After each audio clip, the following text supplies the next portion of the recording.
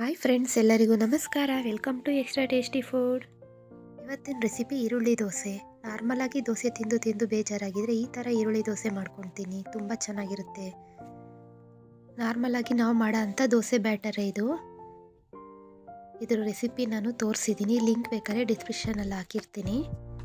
ಮಾಮೂಲಿ ದೋಸೆ ಬ್ಯಾಟರ್ನೇ ತೊಗೊಂಡಿದ್ದೀನಿ. ತುಂಬ ಸುಲಭವಾಗಿ ಈರುಳ್ಳಿ ದೋಸೆ ಮಾಡ್ಕೋಬೋದು. ಎಲ್ಲರೂ ಇಷ್ಟಪಟ್ಟು ತಿಂತಾರೆ. ಈರುಳ್ಳಿ ದೋಸೆ ಅಂದರೆ ಯಾರಿಗೆ ತಾನೇ ಇಷ್ಟ ಇಲ್ಲ ಹೇಳಿ. ನೋಡಿ, ಈಗ ತವ ಕಾಯಕ್ಕೆ ಇಟ್ಟಿದ್ದೀನಿ. ಇದಕ್ಕೆ 1 ಸ್ಪೂನಷ್ಟು ಎಣ್ಣೆನ ಹಾಕ್ತಾಯಿದ್ದೀನಿ.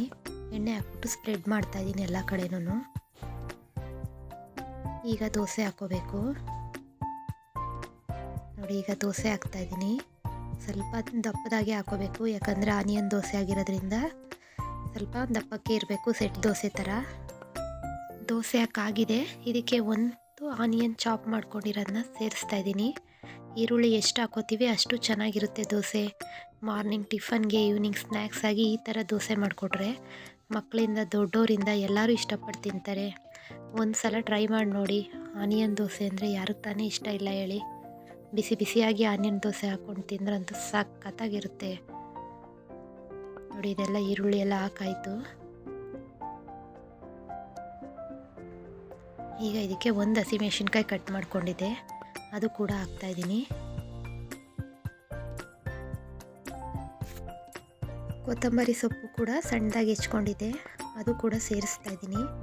ನೀವು ಯಾವುದೇ ರೀತಿ ಸೊಪ್ಪುಗಳು ಬೇಕಾದ್ರೆ ವೆಜಿಟೇಬಲ್ಸ್ ಕೂಡ ಸೇರಿಸ್ಕೊಂಡು ಈ ಥರ ದೋಸೆ ಮಾಡಿಕೊಡ್ಬೋದು. ಆದರೆ ಆನಿಯನ್ ದೋಸೆ ಆಗಿರೋದ್ರಿಂದ ಆನಿಯನ್ ಹಾಕಿದ್ರೆ ಚೆನ್ನಾಗಿರುತ್ತೆ. ನೋಡಿ, ಇದಕ್ಕೆ ಎಣ್ಣೆ ಹಾಕ್ತಾಯಿದ್ದೀನಿ. ಮತ್ತು 1 ಸ್ಪೂನು ತುಪ್ಪ ಬೇಕಾದರೂ ಆ್ಯಡ್ ಮಾಡ್ಕೋಬೋದು. ತುಂಬ ಕ್ವಿಕ್ಕಾಗಿ ಬೇಗ ರೆಡಿ ಮಾಡ್ಕೋಬೋದು ಈ ದೋಸೆ. ತುಂಬ ಟೇಸ್ಟಿಯಾಗಿ ಚೆನ್ನಾಗಿರುತ್ತೆ. ಹೆಲ್ತಿ ಕೂಡ ಇದು. ಸಣ್ಣ ಉರಿಲೆ ಇಟ್ಕೊಂಡು ಬೇಯಿಸ್ಕೊಳ್ಳಿ, ಯಾಕಂದರೆ ಅದು ಈರುಳ್ಳಿ ಹಾಕಿರೋದ್ರಿಂದ ಚೆನ್ನಾಗಿ ರೋಸ್ಟಾಗಿ ಬೇಯಬೇಕು. ಬೆಂದಷ್ಟು ಚೆನ್ನಾಗಿರುತ್ತೆ. ತೋರಿಸ್ತೀನಿ ರೀ. ನೋಡಿ, ಇದೆಲ್ಲ ತಳ ಬಿಡ್ತಾ ಇದೆ.